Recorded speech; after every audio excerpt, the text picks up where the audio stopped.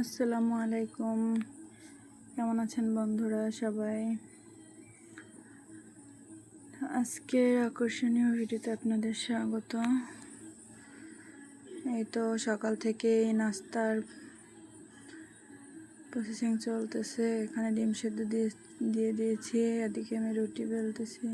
রুটি বেলা শেষ করে ভাজতে চলে আসলাম। রুটিগুলো ভেজে নিচ্ছি। এরপরে দেখুন শ্বশুর, আমার ছেলে, মেয়ে সবাইকে নাস্তা দিয়ে দিয়েছি একসঙ্গে। একটু ভাজিও করেছিলাম, যদিও সেটা আপনাদের দেখানো হয়নি। তো মেয়ে ভাজি দিয়ে খাবে না, ওর জন্য আবার চা বানিয়েছি। তো এই তো নাস্তা শেষ করে ছেলেকে পড়তে বসে এলাম। এই তো ছেলেকে লিখতে দিয়ে বসে আছি। তার কাছ থেকে উঠলে সে পড়া বাদ দিয়ে বসে থাকে। ছেলেকে লিখতে দিয়ে তার পাশে আছে।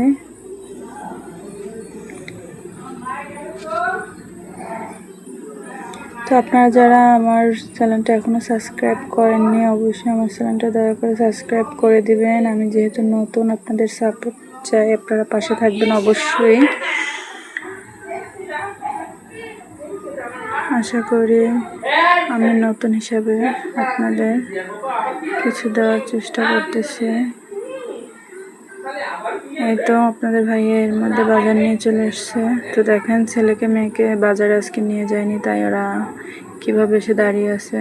তো আমি এখানে বাজারগুলো বের করে দিচ্ছি আপনার ভাইয়া, আর আমি দেখতেছি সব ঠিক আছে কি না। তো এখানে হলুদ, জিরা, তারপর হচ্ছে আলু, শুকনো মরিচ, যদি শুকনো মরিচটা ভাঙাবো এই জন্য বেশি করে নিয়ে আসছে। দুধ, তো এখানে হচ্ছে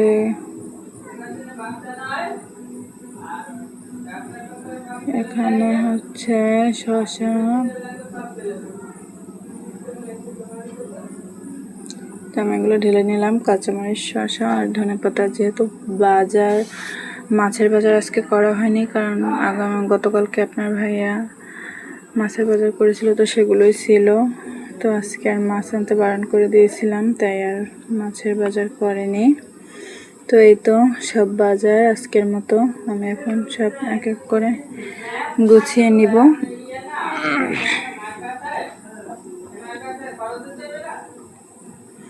তো এই পাশটা আমি মাছ ভিজিয়ে নিয়েছি। এই তো এখানে একটা ইলিশ মাছ ভিজিয়েছি পেঁপে দিয়ে রান্না করার জন্য, আর এখানে বড় মাছ ছিল, সেগুলোই ভিজিয়ে দিয়েছি। তো এরপরে শুকনো মরিচগুলো একটা থালের মধ্যে ঢেলে নিলাম, যদি রোদ দেব। তো আমি এগুলো গুছাতে দেখতেছি একটা দোয়েল পাখি এসে আস্তে আস্তে করে ঘরের মধ্যে ঢুকতেছে, দেখুন। তো আমি ক্যামেরাটা অন করি, তো তাও সে কেমন জানি ভয় পাচ্ছে না। তো আমি আস্তে আস্তে করে ভিডিও করছিলাম, চুপচাপ কোনো কথা বলতেছিলাম না।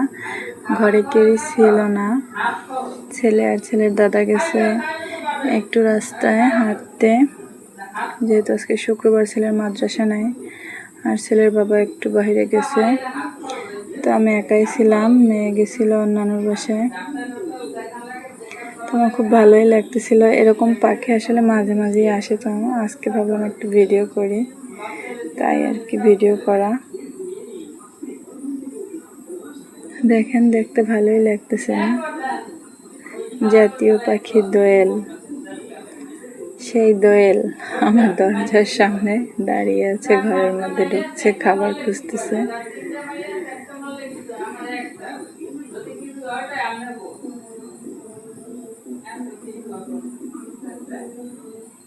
অনেকক্ষণ ছিল, একবার উড়ে গেছিল মাঝখানে, আবার এসে বসেছে। আমিও ভিডিও চালু করে রেখেছিলাম।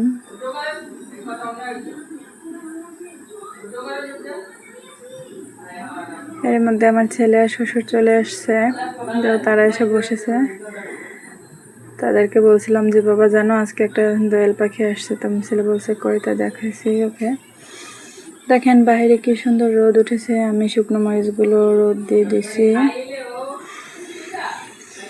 তারপরে চলে আসলাম রান্নাঘরে। এই যে এই পাশটা আমি ডাল বসিয়ে দিয়েছি আর ভাত। মাটির চুলার রান্না যেরকম মজা, কিন্তু রান্নায় কষ্ট আছে। এরপর চলে যাচ্ছি মুরগিকে একটু খাবার দিতে। মুরগির পানি শেষ হয়ে গেছিল, খাবারও শেষ হয়ে গেছিলো, যদিও আগে খাবার দিয়ে দিচ্ছি, এরপরে গেছি পানি নিয়ে।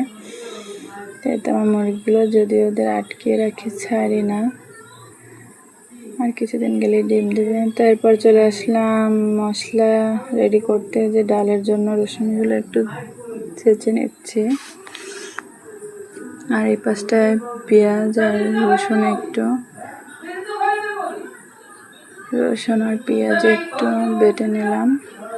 আমি যেহেতু সবসময় একটু বাটা মশলা পছন্দ করি, তাই অল্প করে প্রতিদিনই বাটার চেষ্টা করি। যখন খুব ব্যস্ত থাকি তখন আসলে ব্লেন্ডার করি না, যে এমনটা না। এই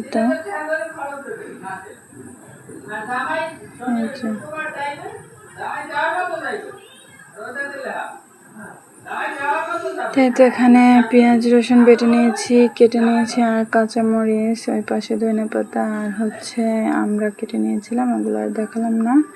তো এই পাশটা আমি পেঁপে বসিয়ে দিয়েছি, আর অন্য পাশটায় মাছ। তো মাছে ধনেপাতা দিয়ে দিচ্ছি। মাছ প্রায় হয়ে এসছে।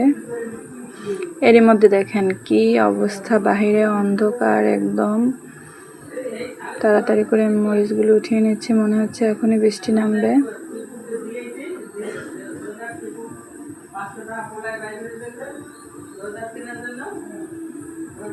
তো মরিচগুলো ঘরে নিয়ে আসলাম, দেখতেছি এখানে এই পাশটা পাতা পড়ে কি অবস্থা হয়ে গেছে। তো একদিন পর পরই কিন্তু ঝাড়ু দেওয়া হয়, যেহেতু বাতাস হয়, পাতা পড়ে ভরে যায়। তো এবার চলে আসলাম আবার রান্না বান্নার কাছে। এদিকে মাছ হয়ে গেছে, পেঁপে কষানো শেষ, ঝোলের পানি দিব। তো দেখতে থাকুন সারাদিন কি করি। তো এই তো দেখেন আবার রোদ উঠে গেছে। দেখি দাদা নাতি কি করতেছে। শ্বশুর নামাজের জন্য গোসল করে রেডি। ছেলেকে বলতেছি, বাবা তুমি কেন এখনো টিভি বন্ধ করে নামাজে গোসলের জন্য যাও নাই? গোসল করো, নামাজ পড়তে যাবা, তোমার আব্বুর সঙ্গে যাও। তো সে টিভি দেখতেছে, তাকে বলে আমি আবার একটু সামনে দেখতেছি যে কি অবস্থা, মেঘ করছে। তো দেখেন অনেকগুলো পাখি বসছিল, আমি ক্যামেরা ধরাতে সবগুলো পাখি উড়ে গেছে। তো আপনাদের ভালোভাবে দেখাতে পারলাম না। তাই তো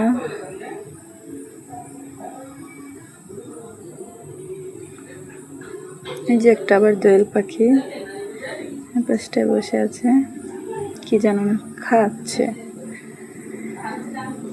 তাই তো আমার সারাদিনের কাজকর্ম টুকিটাকি ভিডিও করলাম। তো আপনাদের কাছে কেমন লাগতেছে অবশ্যই জানাবেন। আমি নতুন, আমাকে আপনারা উৎসাহিত করলে আমি আরও ভরসা পাবো। অবশ্যই দয়া করে আমার চ্যানেলটা সাবস্ক্রাইব করে দিবেন। তো ছেলে দেখুন এখনও যায়নি, ছেলেকে আবার বলছিলাম এর মধ্যে, আর আব্বু রেডি। তো সে নামাজের জন্য রেডি একদম, এই যে চলে যাচ্ছে। তার দেখতেছিলাম যে সে যাচ্ছে, আর দেখতে গেছিলাম যে পানি আজকে কতটা অনেক পানি হয়েছে। সে ওই পর্যন্ত যে তাকাইছে, আমি বলতেছিলাম যে আজকে বলে যাও নাই কিন্তু আমার কাছে। তো এটা বলার পর আবার ফিরে তাকায় দেখছে প্রচুর পরিমাণে রোদ উঠে গেছে। এই মেঘ করছিল, এর মধ্যে আবার রোদ একদম। এদিকটায় পেঁপে হয়ে এসেছে।